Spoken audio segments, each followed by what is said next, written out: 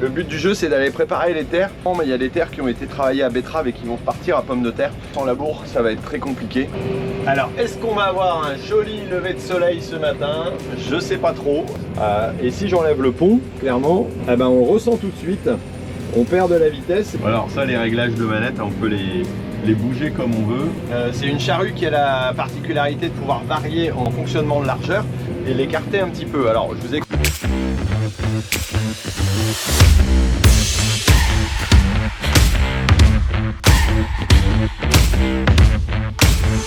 Salut la compagnie, eh ben, on se retrouve ici ce beau matin à 7 h pour aller labourer. Oui, il annonce de la flotte, là ça fait 3-4 jours qu'il n'y a pas d'eau. Donc le but du jeu, ouais, je suis dans le noir, hop, non là je suis dans le rouge, ah bah là je suis bien. Le but du jeu, c'est d'aller préparer les terres. Voilà, je laboure pas énormément, mais il y a des terres qui ont été travaillées à betterave et qui vont partir à pommes de terre. Et là clairement, sans labour, ça va être très compliqué. C'est ce qu'on appelle du bief, donc on va voir comment ça se comporte si mon téléphone se casse pas la gueule. Et on va essayer de voir, voilà. Et il y a quelques terres qui ont été faites aussi après du chou-fleur, voilà, qui ont été travaillées et très compliquées après du légume cette année, vu les conditions de l'automne. Donc voilà, c'est pour ça qu'il y a à peu près une vingtaine d'hectares là qui va être labouré au total pour préparer ces cultures de l'année prochaine. Bon allez, première étape, on va atteler la charrue.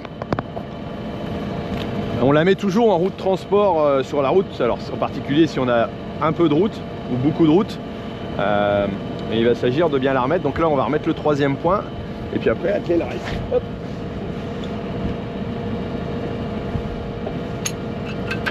Hop. Ça va qu'on a les boutons derrière. Troisième point hydraulique, plutôt pratique.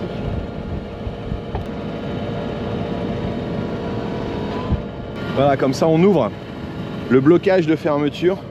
Et là je vais pouvoir lever un peu. Je vérifie que à peu près tout est bon. Et on va retourner, mettre sur le côté la charrue. Et le verre retournement. Voilà. Alors là ici il reste un peu de fumier au bout. Le reste a été pendu et on a tassé le sol. Et là je trace tout simplement la limite de parcelle où je veux pas dépasser. Comme ça me permet d'avoir mes traces de fourrière. Voilà, petite trace avant d'attaquer le bord du champ. Hop.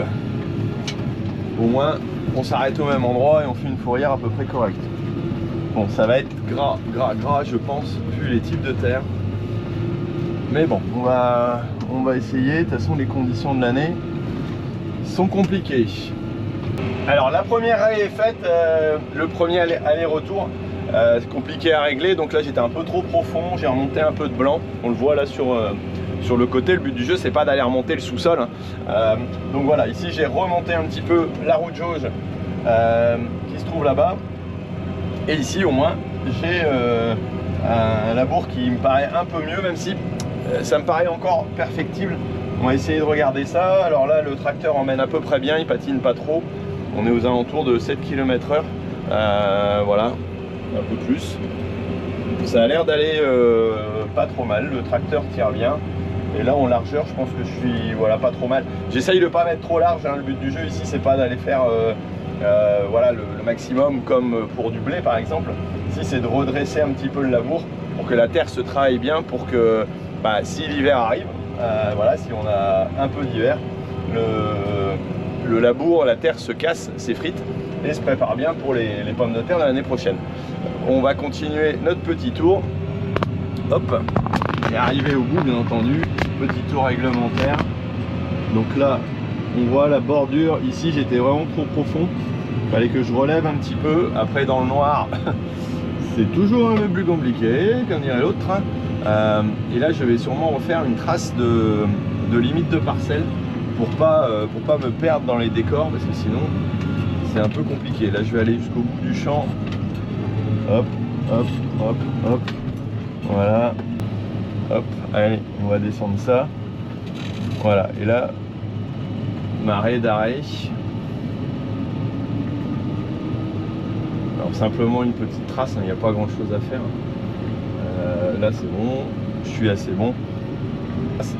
Ici ça a été donc des betteraves juste avant, arrachées donc avec des chargeuses. Hein, voilà, on a plus une automotrice dans notre secteur, donc c'est des Holmer. C'est le beau-frère qui vient, qui est entrepreneur, Monsieur Villarval à Mazingarbe. Voilà, petit coup de pub. Et là je vais arriver déjà au bout de la partie. Hop. Et on va pouvoir repartir de l'autre côté. Il va falloir refaire le tour de roue. Voilà, le sol est plutôt beau, les conditions sont plutôt bonnes. J'espère qu'il va pas pleuvoir comme il nous l'annonce malheureusement, mais bon, ça risque d'arriver je pense. Alors, est-ce qu'on va avoir un joli lever de soleil ce matin? Je sais pas trop. Voilà, il est 8h37 et le soleil a l'air de bien se cacher derrière les nuages. On a toujours des nuages par là, toujours du vent aussi un petit peu. Et là, ça avance pas mal. Les réglages sont plutôt bons. Alors, ici, je rappelle, j'utilise le blocage de différentiel en automatique.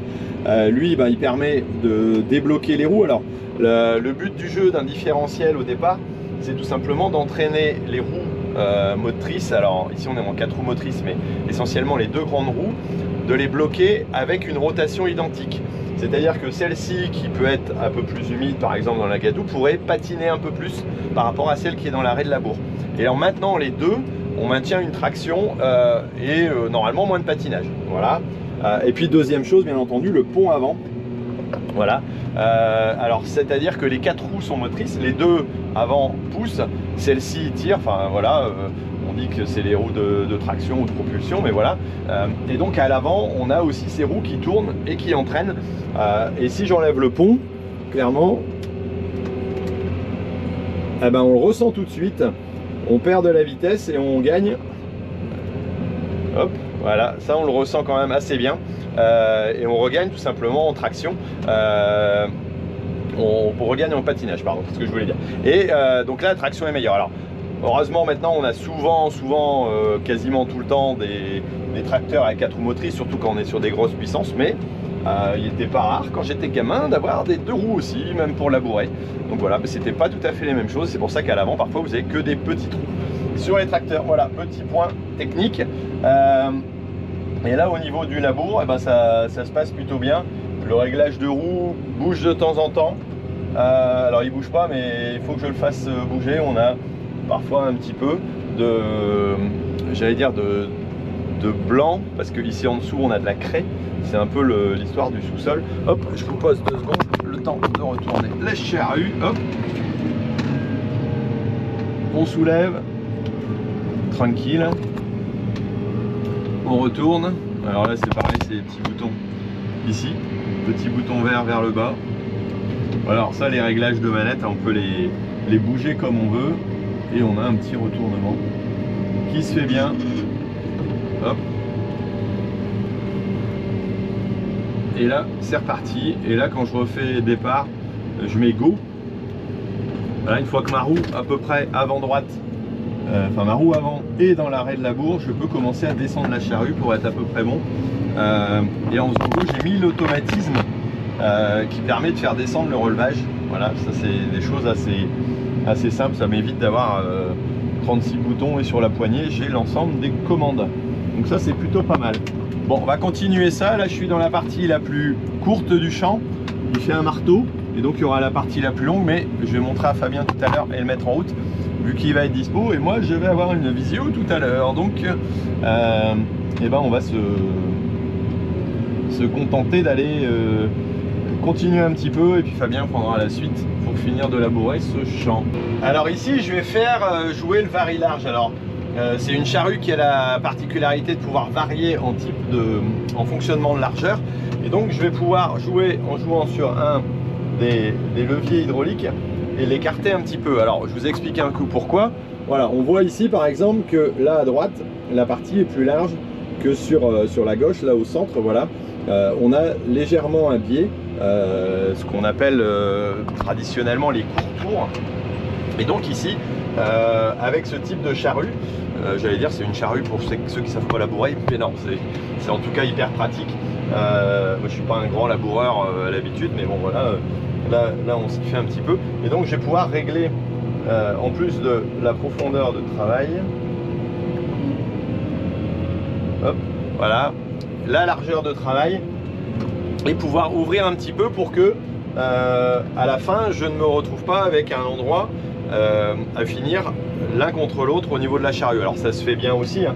Quelqu'un qui laboure, j'allais dire correctement, y arrive, mais là ça permet de simplement travailler le sol sans avoir de motte, et puis sans avoir à finir sur des coins de travers par exemple, et de pouvoir attraper un petit peu le travail. Alors plus on élargit aussi, le système varié large va nous permettre aussi de travailler différemment pour un labour dressé, comme j'ai dit tout à l'heure, comme ici où on cherche plutôt à faire travailler le sol avec le gel, qu'un labour bien à plat sur lequel on va jeter pour pouvoir simplement semer du blé, et où on sera peut-être à une profondeur un peu plus faible qu'ici pour pommes de terre, parce que c'est la destination ici pour les pommes de terre.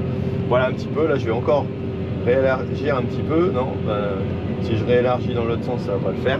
Voilà, comme ça je vais finir correctement, et puis je vais pouvoir aligner au fur et à mesure mes traits, et puis rattraper les traces de roue, j'allais dire, de la machine qui a arraché. Voilà, donc là je vais continuer comme ça. Je vais bientôt arriver au bout de mon petit carré, voilà, avant d'attaquer la partie du manche du marteau.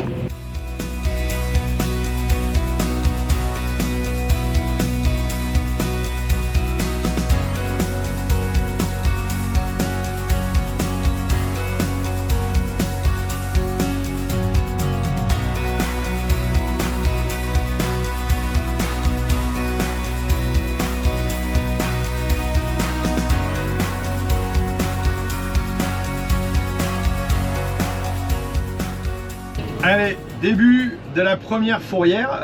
Voilà, la première partie est faite. Donc là, j'ai l'avantage, c'est que tout simplement cette année, on jette de ce côté-là. Le fait de jeter, comme on dit chez nous, c'est tout simplement, voilà, on envoie vers un endroit ou à un autre. Quand on laboure d'un côté ou de l'autre. Hein, on est sur une charrue réversible et pas en planche.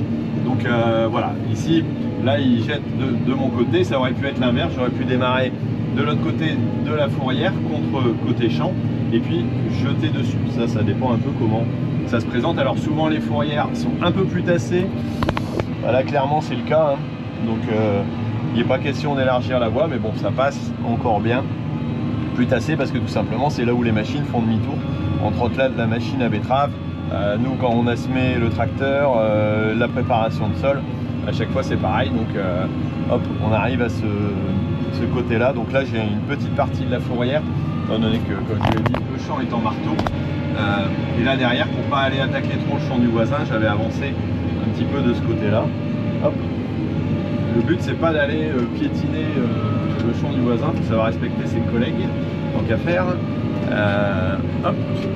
Et là je vais pouvoir redresser. Bon, par contre, comme c'est une zone bien stabilisée et qu'il y a de l'herbe, je peux me permettre de rouler dessus pour faire mon demi-tour. Voilà, il n'y aura pas d'effet de tassement négatif. C'est important d'analyser un peu. Si ça avait été du labour, j'aurais pas fait demi-tour dans son labour, j'aurais fait demi-tour dans le mien, tant qu'à faire. Là, je sais pas comment va faire le collègue. Hop. Et là, on est reparti. Voilà, quelques petits va-et-vient comme ça pour attaquer la fourrière et la faire correctement. Voilà, alors je cède ma place à Fabien qui va continuer à labourer. Toute la raccroche est faite. Il reste plus que la longueur ici et les fourrières. Bon, il reste encore un petit peu. Il y a 7 hectares 41 à la parcelle, donc il va pouvoir rouler avec ça. Et moi, je vais partir dans le bureau pour aller bosser un petit peu autrement. Bon, écoutez, je vous laisse. Je vous souhaite des très bonnes fêtes de fin d'année. Et puis, on se retrouve encore en fin d'année ou l'année prochaine. On verra bien, ça dépend ce qu'on fera entre deux. Voilà, si vous appréciez les vidéos, n'hésitez pas à vous abonner et à me mettre un petit commentaire. Allez, bisous, à bientôt, ciao.